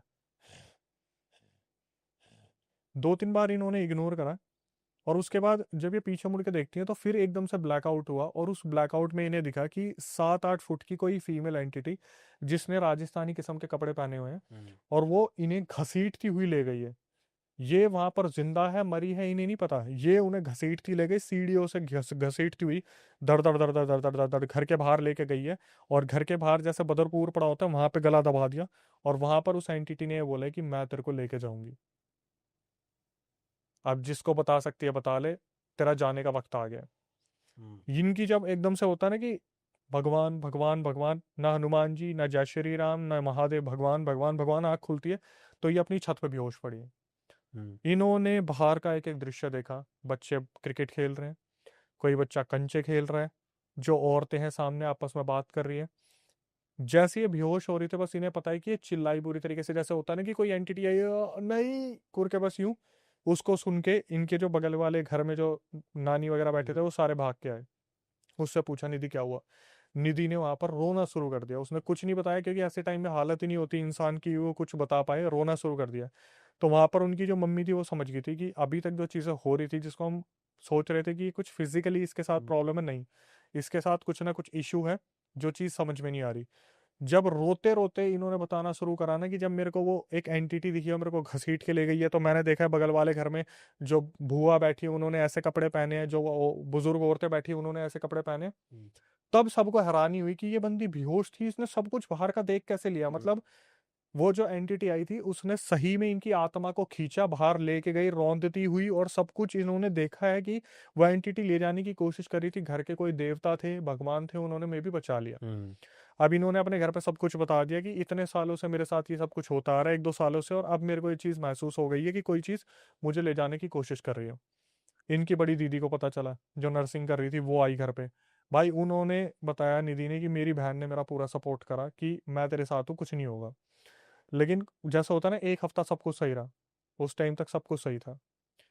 ये घर पे अकेली थी, और जो ऊपर वाला हिस्सा था वो नीचे आ गया था, क्योंकि बारिश रुक गई थी, चौतरा सूख गया था, तो नीचे ये हॉल में थी। हम्म, अब इन्होंने बताया जैसे किचन में मैं कुछ खाना बनाने के लिए वहां पर रेडी हो रही हूँ और सब कुछ तैयारी चल रही है, सब्जियां वगैरह काट रही हूँ। तो जब नीचे वाला हिस्सा बना था, उसकी कुछ ईंटें थी, जो साइड में पत्थर ईंटें रखी हुई थी। हम्म, अब मैं वहां पर खाना बना रही हूँ, प्याज वगैरह काट रही हूँ। मैं देख रही हूँ कि मेरे बैक साइड से फिर दोबारा घुर्राने की आवाज आती है। पहले तो इन्होंने बताया कि अक्षय भाई मेरी ना, सच बता रही हूँ, अभी भी वो नर्वस थी जब बता रहे थे, कि मेरी हिम्मत नहीं हुई कि मैं पीछे देख लूँ। इन्होंने क्या करा, जैसे बैक साइड से आवाज आ रही है, सीधा गेट की तरफ गई। गेट की तरफ जाके बस इन्होंने ये सोचा कि एक बार देखूं, शायद मेरा वहम तो नहीं है। जैसे ही पीछे मुड़ी, 8 फीट की औरत। उस औरत ने क्या करा, जो हम्म, पूरी काली है, राजस्थानी अटायर है, हम्म, उसने सीधा इसको यूं पकड़ा छाती से और सीधा फेंक के मारा है। और फेंक के मारा, ये बंदी जाके लगी है सीधा वहां जो पत्थर पड़े थे, सर लगा है इसका, पीछे सर लगा है। और ये बंदी बस यूं देख पा रही है, जैसे होता है ना चिल्लाने की आवाज आई, एकदम से यूं देख पा रही है। तो इतने में क्या हुआ, वो जो फीमेल एंटिटी थी वो सीधा छाती पे आके हाथ रखती है, और यही बोलती है, अब तेरा जाने का वक्त आ गया है, तेरा जाने का वक्त आ गया है। इसे फिजिकली दिख रही है अब। फिजिकली दिख रही है, इसे धक्का भी मारा है, इसको सर पे चोट भी लगी है, इसकी छाती पे हाथ भी रखा है, और बार बार अब तेरा जाने का वक्त आ गया, अब तेरा जाने का वक्त आ गया। इतने में बस इसकी आंख बंद हुई है। इसकी आंख खुली है तो देख रहे हैं कि जितने भी रिलेटिव्स हैं वो पानी वानी मार रहे हैं इसके ऊपर। ये उठी, इससे पूछा क्या हुआ। ये बस यूं हाथ रखती है, और जैसे देखते हैं पीछे खून। ये बुरी तरीके से चिल्लाना शुरू, रोना शुरू, कि मम्मी वो मुझे ले जाएगी, वो मुझे ले जाएगी, वो मुझे दिख रही है, मुझे ले जाएगी। हम्म, इसकी मम्मी बोलती नहीं बेटा, हम तेरे को नहीं जाने देंगे, हम बात करते हैं। फिर जितने भी वहां पे खड़े थे, पता तो चल गया था कि कुछ बहुत तगड़ा इस लड़की के साथ हो रहा है, तो सब आपस में बातचीत करते हैं। तो पता चलता है कि यहाँ पर आसपास कोई मौलाना है, उनके वहां पे लेके चलो जितनी जल्दी हो सकता है। ये खबर भी दीदी तक पहुंच गई, तो दीदी फिर वहां से अगले दिन पहुंची है, तो मौलाना के पास जब लेके गए, हम्म, अब मौलाना बैठ के देख रहे हैं कि है क्या, और उनको समझ नहीं आ रहा। उन्होंने क्या करा, सामने अगरबत्ती जला दी। अगरबत्ती जैसे ही जलाई, कुछ फर्क नहीं पड़ रहा, क्यों, दायरे से वो एंटिटी बाहर निकल गई। हम्म, अब वहां पर बैठ के बस मौलाना देख रहे, मौलाना को समझ ही नहीं आ रहा क्या है क्या नहीं है, क्या है क्या नहीं है। पानी मार लिया, ये कर लिया, वो कर लिया। वो एंटिटी थी बहुत ही शातिर, हम्म, बहुत शातिर। मौलाना ने बोला कि लड़की ड्रामे कर रही है, लड़की के अंदर कुछ भी नहीं है, एक काम कर रहे हैं, इसे उस दिन लेके आ जाओ। अब जैसे मान लो कि उन्हें फ्राइडे को बैठना था, तो ये लोग वेडनेसडे को लेके चले गए, तो उस दिन असर नहीं दिखाया। फिर ये क्या करते हैं, उस दिन जब ये आई, आराम से सोने लग रही है, तो सोते सोते फिर दोबारा एकदम से जैसे आंख खुलती है ना, इसने देखा बगल में कोई है, जैसे ही उठने की कोशिश करे, मुंह पे हाथ रखा उस एंटिटी ने, मुंह पे हाथ रख के सीधा चेस्ट पे हाथ रखा, और फिर दोबारा उसके पास अब मत जाइयो, मत जाइयो, अगर तुझे ये लग रहा है वो तुझे नहीं बचा लेगा, तुझे बचा नहीं पाएगा वो। सीधा चेस्ट पे हाथ रखा और एकदम से पीछे गायब होगी। ये चिल्ला के उठी, मम्मी मम्मी। पहले भी देखा गया था, अभी भी देखा गया, चेस्ट पे बर्निंग मार्क्स थे, जैसे किसी ने सही में हाथ रख हम्म, के, एक जलने जैसा होता है ना, हम्म, वो वाला निशान। अब घर वाले देख के बहुत बुरी तरीके से डर गए। नानी वहां पे देख रही है, मम्मी वहां पे देख रही है, बड़ी बहन आई हुई है, वो भी देख रही है क्या चल रहा है। तो फ्राइडे को ले जाया जाता है। फ्राइडे को जब पानी मारा, तो भाई वो एंटिटी सामने आ गई। हम्म, अब उससे पूछ रहे कौन है, नहीं बताऊंगी, नहीं बताऊंगी, नहीं बताऊंगी, नहीं बताऊंगी। पानी मार रहे, नहीं बताऊंगी, नहीं बता रही। अगरबत्ती जला ली, पानी मार लिया, सब कर लिया, सब कुछ कर लिया, भाई कोई फर्क नहीं। मौलाना ने हाथ खड़े कर दिए, भाई मेरे बस की नहीं है, किसी अबल दर्जे के पास ले जाओ, ये तो पता नहीं कोई बहुत तगड़ी खतरनाक एंटिटी है। ताबीज तूबीज दे दिए, उसे घर ले गए। अब जब भी उसके सामने कोई आए ना, जैसे किसी बाबा को बुला लिया, किसी मौलाना को बुला लिया, किसी पुरोहित को बुला लिया, उनके सामने बैठ के पता क्या बोल रही है, बस यूं देखे, स्माइल करे। वो वहां से बोल रहे कि जी एक काम करते हैं, सुबह देखते हैं। हम्म, वो अपने घर जा रहे हैं, एक्सीडेंट। एक आधा बंदा इसी चीज में निकल लिया, कि कोई आ रहा है, देख रहा है, वो बंदी स्माइल कर रही है और रास्ते में जाते जाते इंसान खत्म।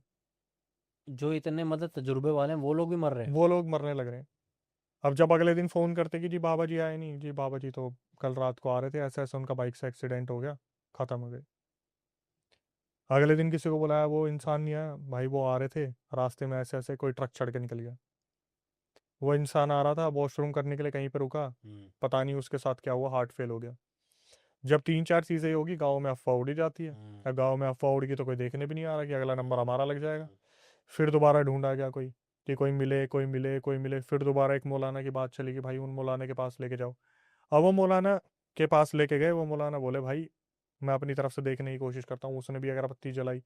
तो क्या हुआ, पहले दिन लेके गए कुछ नहीं हुआ, दूसरे दिन लेके गए कुछ नहीं हुआ, तीसरे दिन जब ये होता ना कि मौलाना एकदम से ये हो जाती है कि सामने क्यों नहीं आ रही, बहुत बन रही थी अपने आप में, सामने आ, पानी मारा दुनिया भर के, उसके एक तो चिमटा मारा सर पे।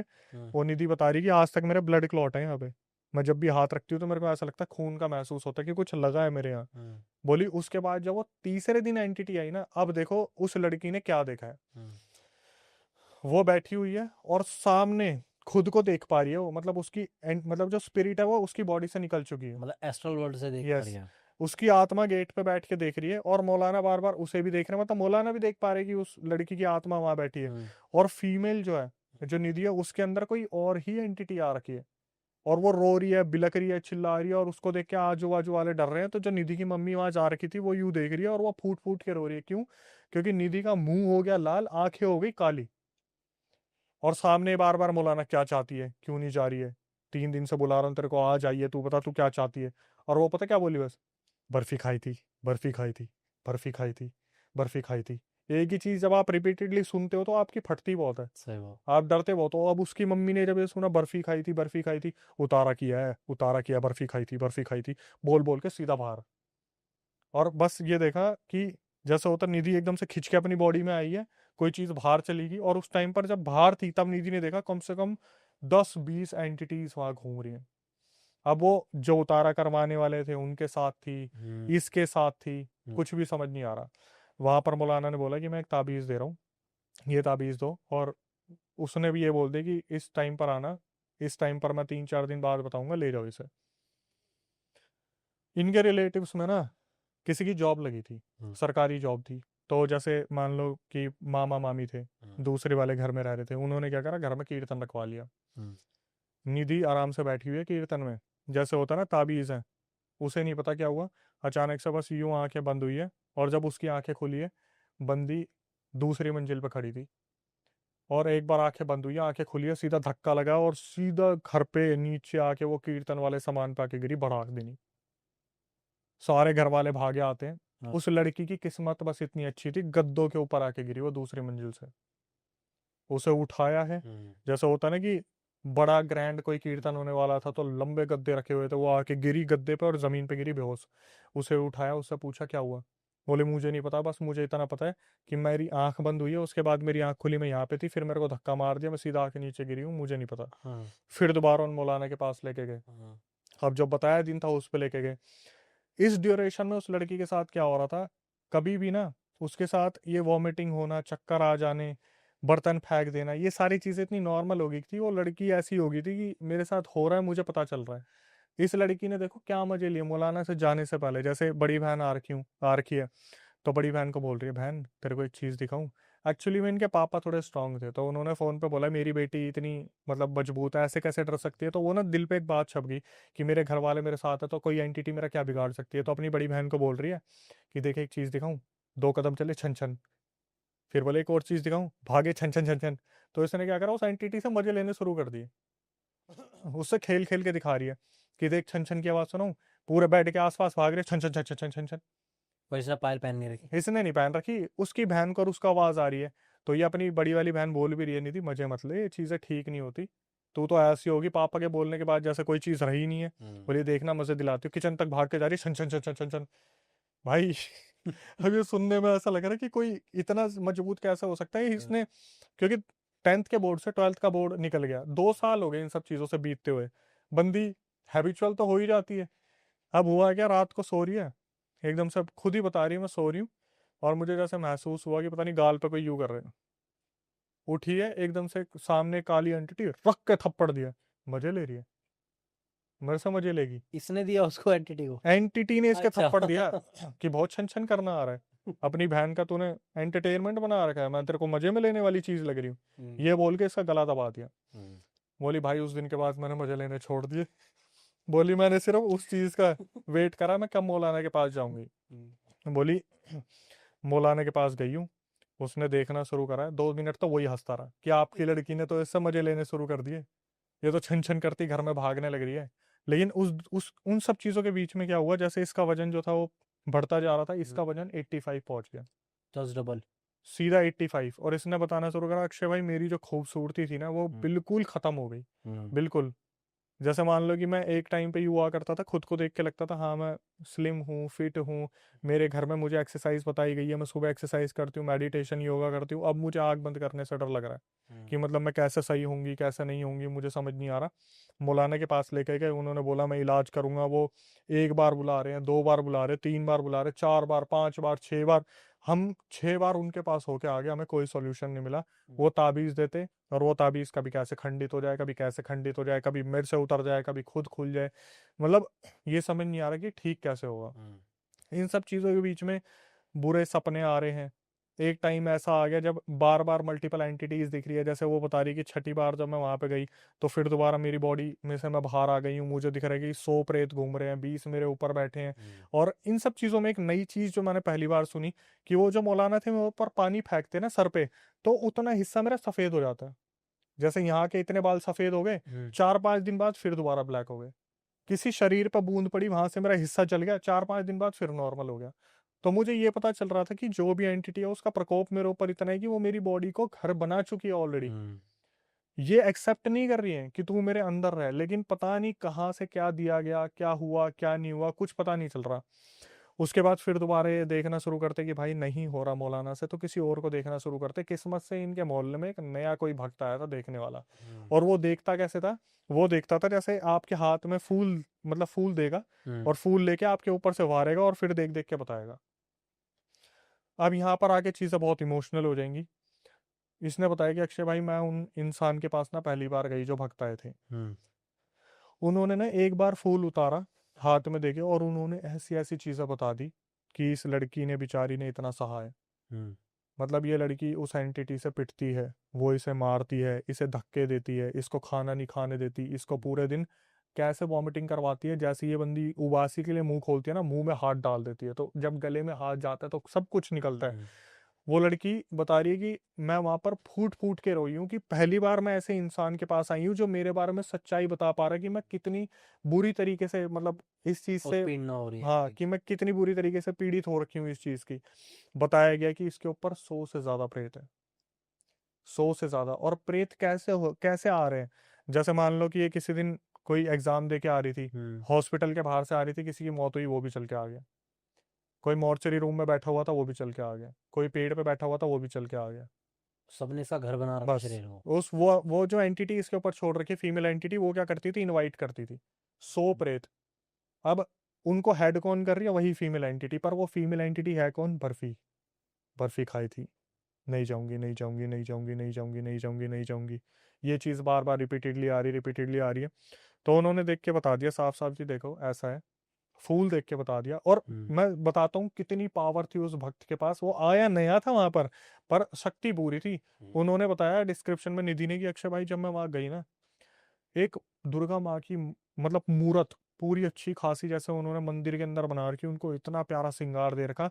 मैंने उन्हें देखा, मतलब सारी चीज इतनी हल्की हो गई कि मैं ऐसी हो गई कि उन्होंने पहली बार अपने आप को महसूस करा है इतने टाइम बाद, 2-2.5 साल बाद, कि मैं हूँ।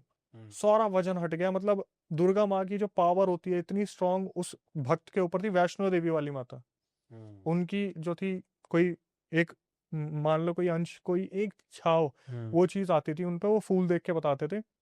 उन्होंने देखने बताना शुरू करा आपकी लड़की इतनी पीड़ित हुई है, इतनी पीड़ित हुई है, रात को कोई पैर खींच रहा है, बस एक चीज, कोई फिजिकल नहीं हो रहा लेकिन स्क्रैचेस, निशान, मुंह का हाल बुरा, शक्ल बाल सब खत्म, पैर खत्म, हाथ खत्म, सब कुछ। 85 जब एक लड़की का वजन आ जाता है तो आप समझ जाओ उसका क्या हाल हो गया होगा। बता रही है, अक्षय भाई मैं चल नहीं पा रही हूँ, मैं उठ नहीं पा रही हूँ, अपनी मर्जी से मैं कुछ कर नहीं पा रही हूँ, मैं खा नहीं रही हूँ, मेरा वजन बढ़े जा रहा है। उन्होंने जो सावन आते हैं, सावन में व्रत रखे तो मूंगफली खा रही है, चाय पी रही है, वजन बढ़े जा रहा है, बढ़े जा रहा है। पहली बार जब वो जो फूल देखकर जो बताने वाले आए थे, उन्होंने बताया कि ऐसे ऐसे इसके साथ दिक्कत है और 3 उतारे लगेंगे, तीसरा उतारा मैं आपके घर आके करूंगा। पहले दिन बुलाई, 2 दिन बाद उसी दिन फर्क दिख गया। निधि ने बताया कि अक्षय भाई मुझे पहले ही दिन फर्क दिख गया कि मैं आराम से सो पाई, मेरे को किसी ने डिस्टर्ब नहीं करा।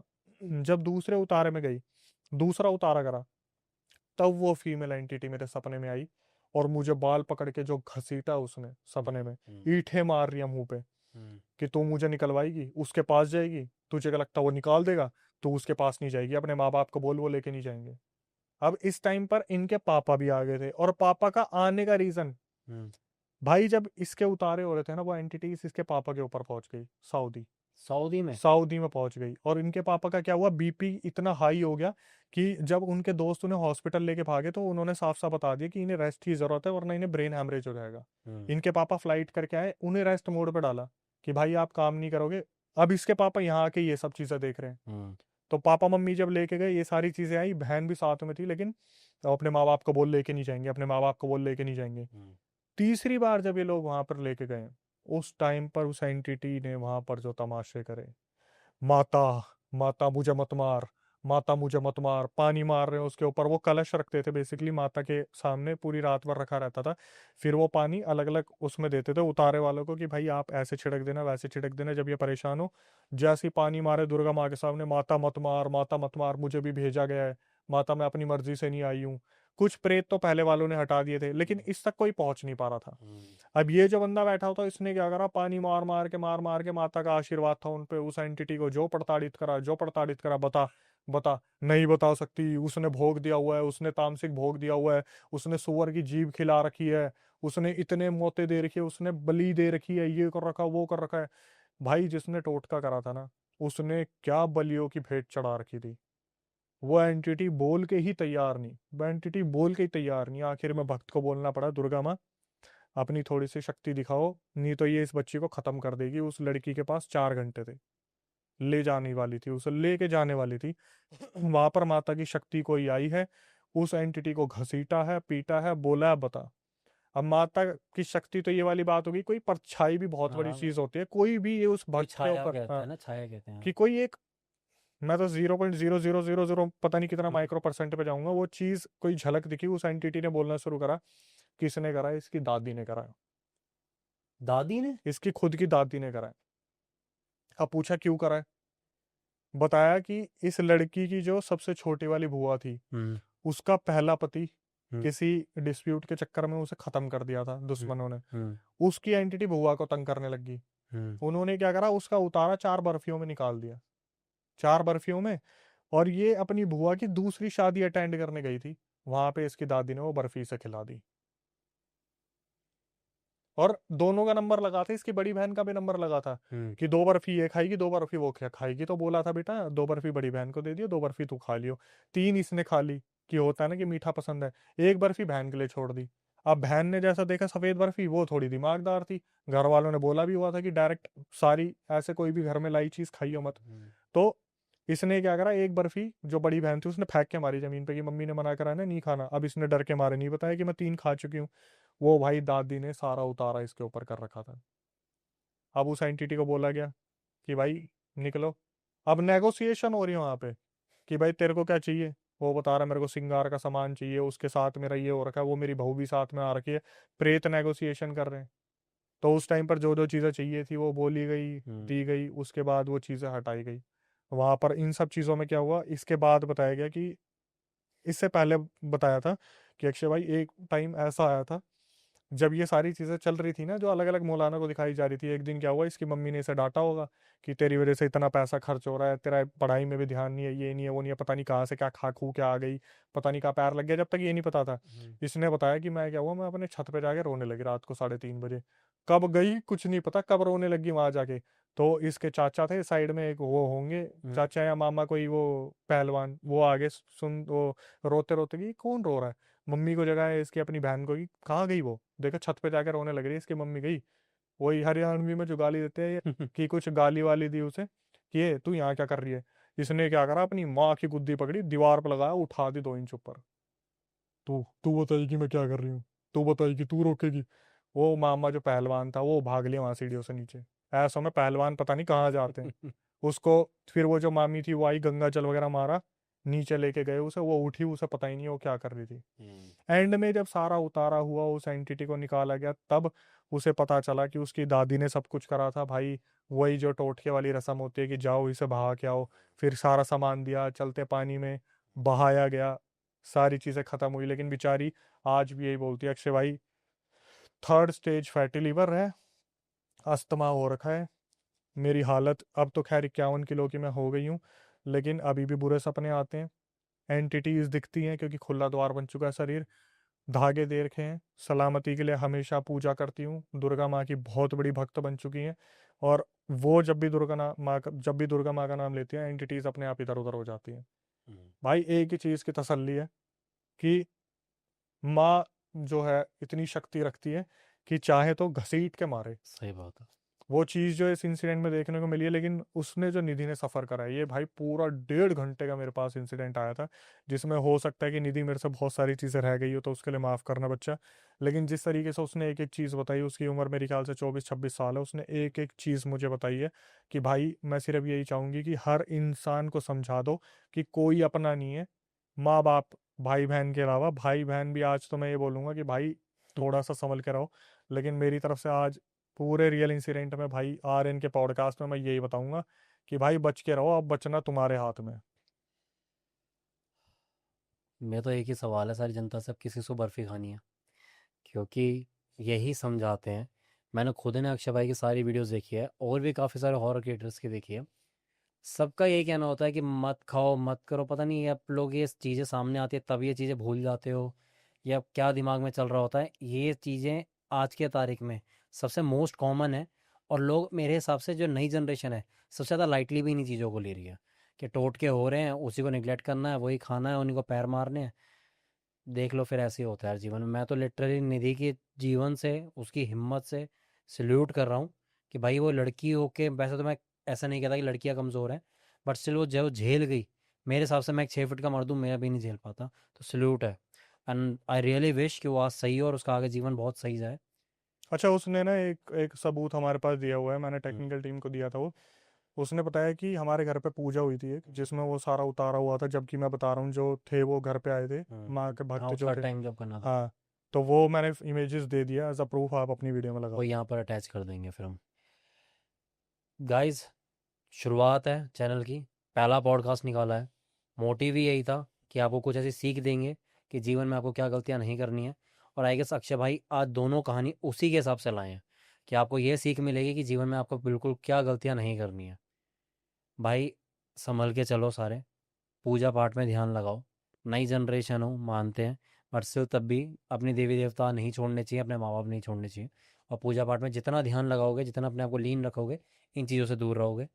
एंटरटेनमेंट पर्पज से सुनते हो, बहुत अच्छी बात है कि जितना इस चीज़ पर बिलीव नहीं करोगे उतनी चीज़ें आपको हॉन्ट नहीं करेंगी। बट फिर भी अपने कहीं बैक ऑफ द माइंड ये लेके चलो कि चीज़ें होती हैं, संभल के चलना है हमें। और देखते रहें, चैनल को बहुत प्यार दें, भर भर के कमेंट करें, चैनल को सब्सक्राइब करें क्योंकि ये पहली वीडियो है, लाइक करें। और मैं तो कहूँगा अक्षय भाई की जितनी भी जनता है वो भी इस चैनल को प्यार करे। और आगे भी मैं ऐसे पॉडकास्ट लाता रहूँगा, कोशिश यही करता रहूँगा कि कुछ नई नई चीज़ें ऐसी आएँ जिसके साथ आपको एंटरटेनमेंट तो हो रहा है पर कुछ सीख भी मिलती रहे। तो यार अक्षय भाई कैसा लगा आज आपको, ये पहला पॉडकास्ट है चैनल का? भाई बहुत अच्छा लगा, क्योंकि अक्सर ऐसा होता है कि जब हम जाते हैं तो इंटरप्शन होता है, चीज़ें होती है, लेकिन बहुत ध्यान से सुना गया। और मैं भी यही चाहूँगा कि आप वो होस्ट बनो जो ध्यान से सुनो, क्योंकि अक्सर मेरी वीडियोस पे कमेंट आ जाते हैं, अक्षय भाई ऐसा बोल देते, वैसा बोल देते, रोस्ट कर देते हैं। पर मैं भी वो क्वेश्चन पूछता हूँ जो जनता मुझसे पूछना बिल्कुल। चाहती है।